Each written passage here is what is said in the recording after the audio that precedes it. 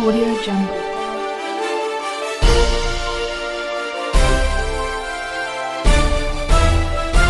Audio Jungle.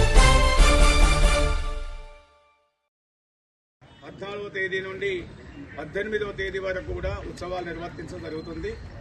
Mahashivratri పర్వదినం 15వ తేదీ ఆదివారం నాడు ప్రారంభమవుతుంది. 14వ తారీఖు నాడు ఉత్సవాలు ప్రారంభమవుతాయి. గణపతి పూజ, అంకురారోపణ, అదేవిధంగా పుణ్యావాచనం నుంచి రుద్రేశ్వర స్వామివారి యొక్క కళ్యాణ బ్రహ్మోత్సవాలు ప్రారంభమవుతుంది. అదేవిధంగా మహాశివరాత్రి మహాపర్వదినం దాదాపు 36 గంటల పాటు దేవాలయంలో ఉత్సవాలకు భక్తులు తరలివస్తుంటారు. ముఖ్యంగా ఆ రోజున ఉదయం 4 గంటల నుండి స్వామివారి రుద్రాభిషేకాలు ప్రారంభమవుతాయి. రాత్రి 11 గంటల వరకు కూడా నిర్వర్తించబడుతుంది. శివరాత్రి అనేది ఒక మహాలింగోద్భవకాల పూజ. అందులో జాగరణ ఉండేటువంటి భక్తుల కొరకు కూడా ప్రత్యేకంగా దేవాదాయ ధర్మాదాయ శాఖ, అదే మున్సిపల్ శాఖ వారు కూడా ప్రత్యేక ఏర్పాటు చేశారు. అదేవిధంగా లింగోద్భవ సమయం లోపల కూడా 111 రుద్రాలతో స్వామివారికి 5 గంటల సేపు రుద్రాభిషేకం నిర్వర్తించబడుతుంది.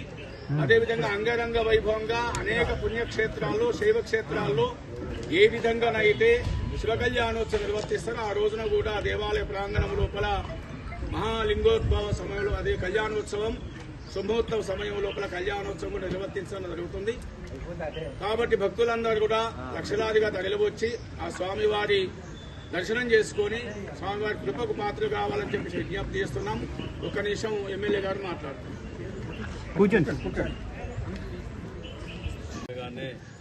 రాష్ట్రంలోనే కాదు, దేశంలో కూడా తెలియని వారు ఉండరు.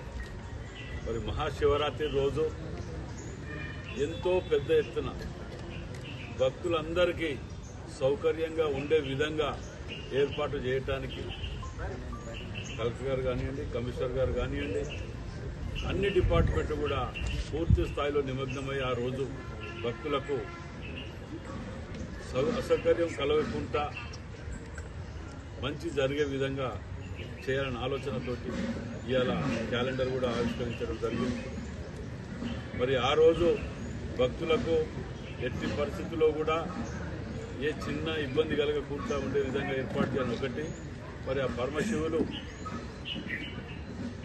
వరంగల్ అందరికీ కూడా ఆయురారోగ్యాలు, సుఖ సంతోషాలతో ఉండాలని ఆ భగవంతుని కోరుకుంటా మరి ఆ రోజు అందరూ కూడా సహకరించాలని చెప్పి ప్రత్యేకంగా మరి ఈవో గారు, అయ్యగారు కూడా వీటికి పూర్తి స్థాయిలో అవసరమైతే వీఐపీస్కు కొంచెం తగ్గించైనా దానికి భక్తులకు అందుబాటులో ఉండే విధంగా ఏర్పాటు చేయాలనే ఆలోచనతో కూడా మేము ఉన్నాం.